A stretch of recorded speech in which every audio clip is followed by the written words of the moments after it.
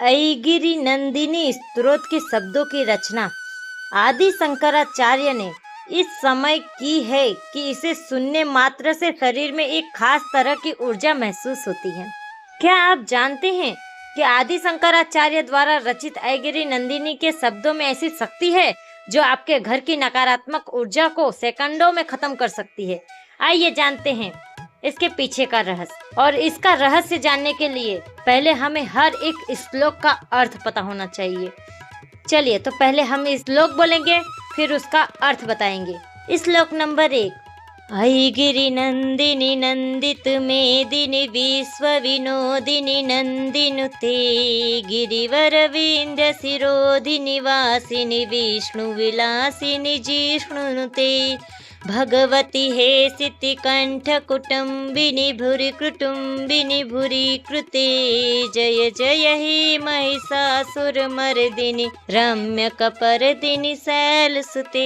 हे हिमालय की पुत्री, आप पूरी पृथ्वी को आनंदित करने वाली, पूरे विश्व को सुख देने वाली और नंदी द्वारा वंदित है। आप विंध्याचल पर्वत पर निवास करती है, भगवान विष्णु को प्रसन्न करती है और इंद्र द्वारा पूजित है। हे नीलकंठ महादेव की पत्नी, आपका परिवार विशाल है और आप भक्तों को ऐश्वर्य देती है। हे महिषासुर का वध करने वाली सुंदर जटाधारी शैल पुत्री, आपकी जय हो। श्लोक नंबर 2।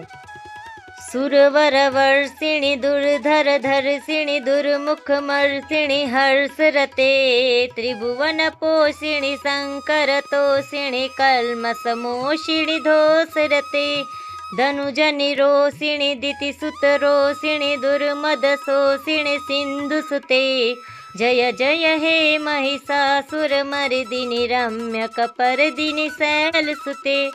इसका अर्थ है, आप देवताओं पर वरदानों की वर्षा करती है, दुर्जय असुरों का दमन करती है और दुर्मुख राक्षस का वध करने वाली प्रसन्न चित्त देवी है।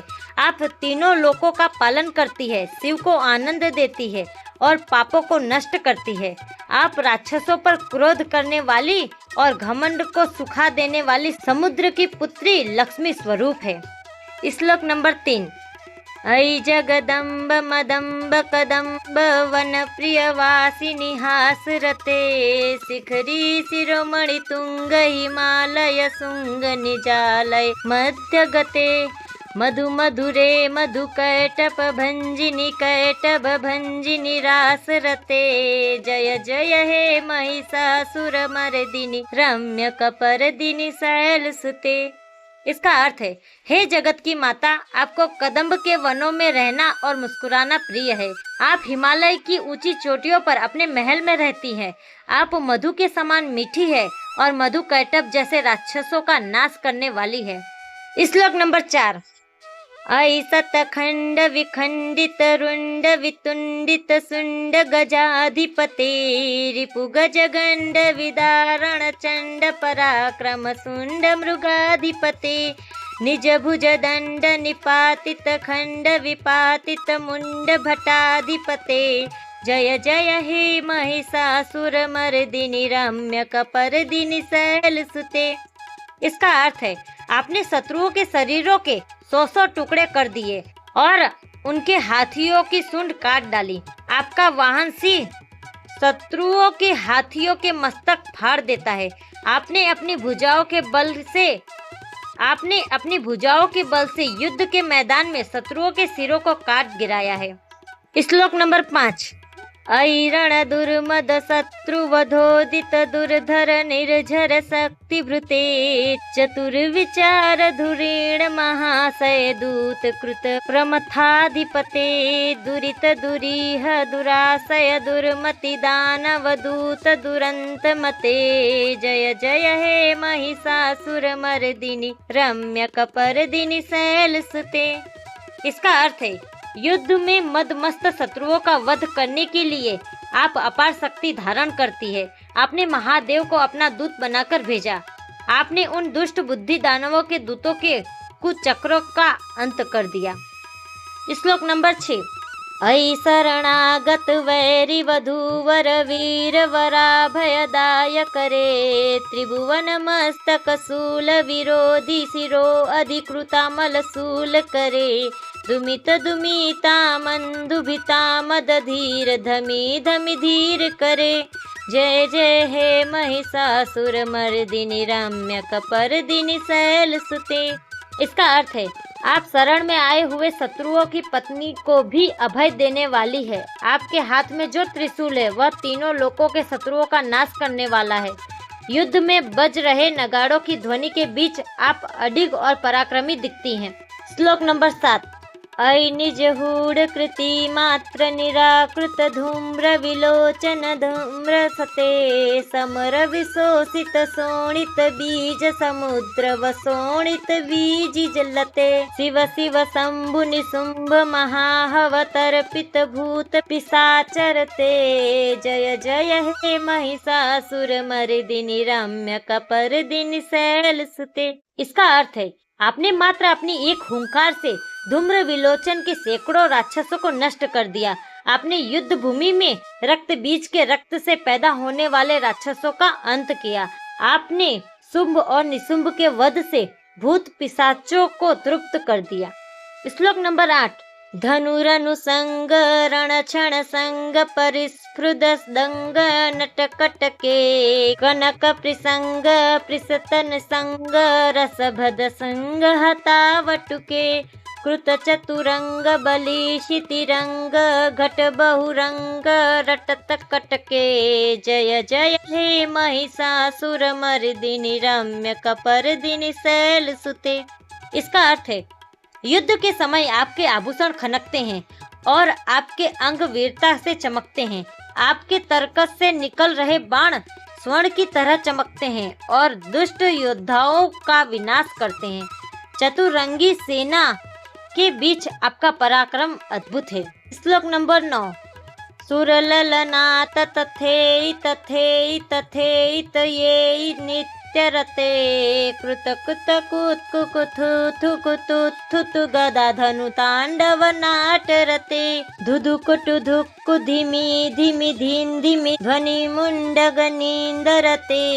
जय जय हे महिषासुर मर्दिनी रम्य कपर्दिनी शैल सुते।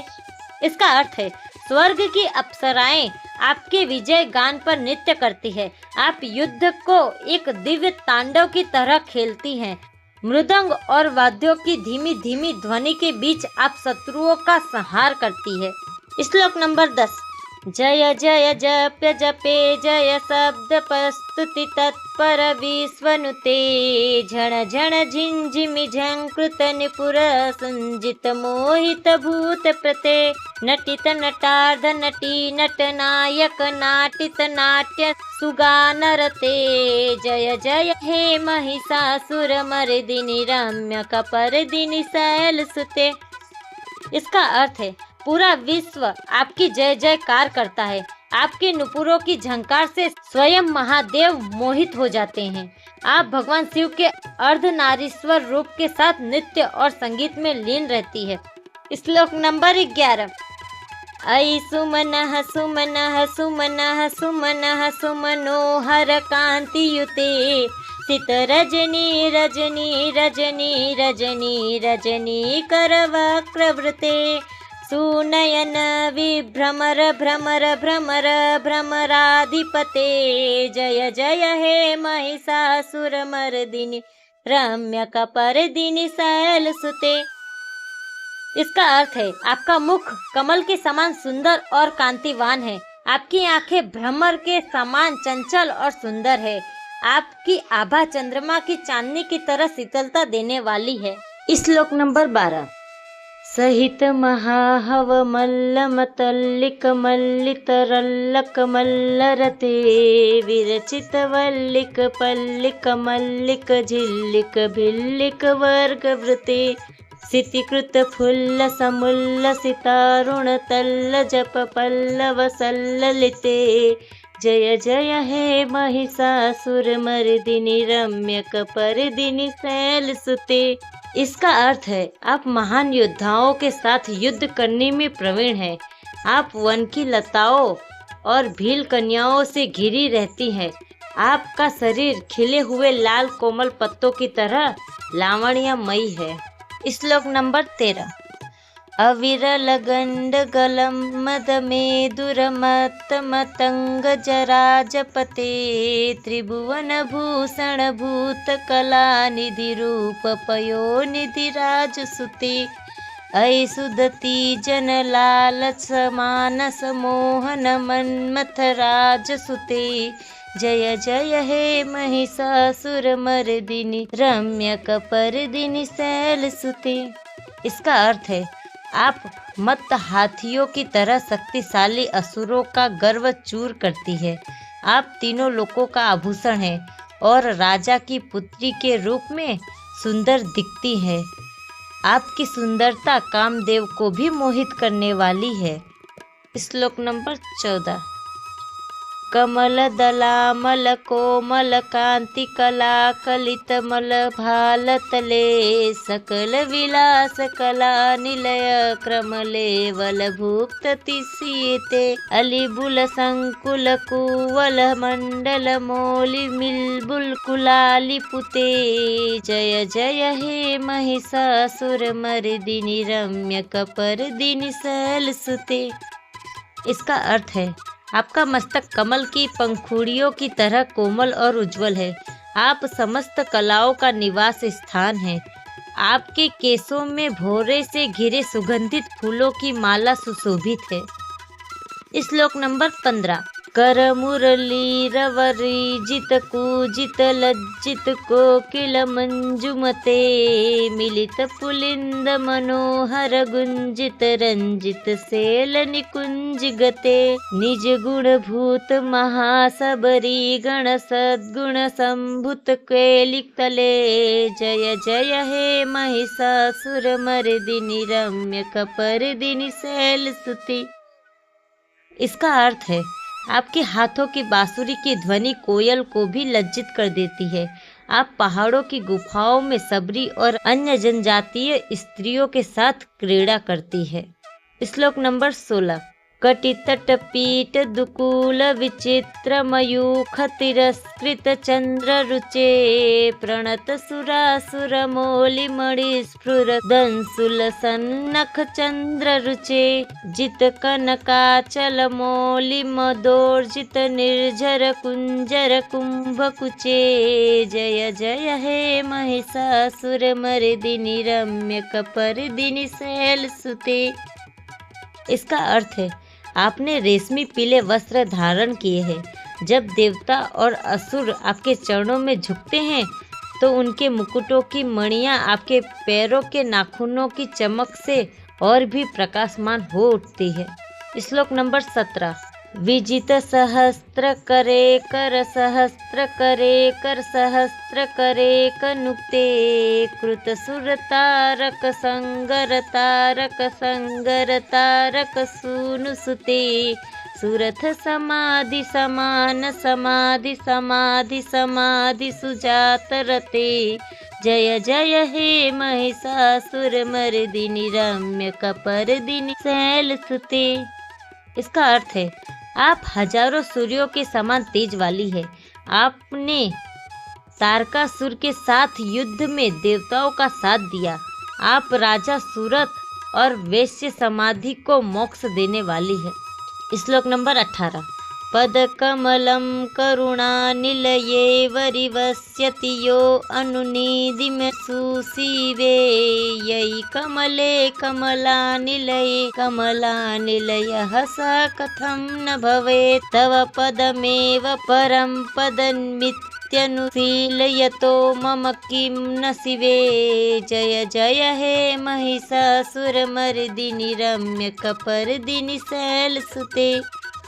इसका अर्थ है हे दया की सागर जो प्रतिदिन आपके चरणों की सेवा करता है वह स्वयं लक्ष्मी का निवास धनवान बन जाता है। आपका चरण ही परम पद मोक्ष है, फिर मुझे किसी और चीज की क्या चिंता। श्लोक नंबर 19।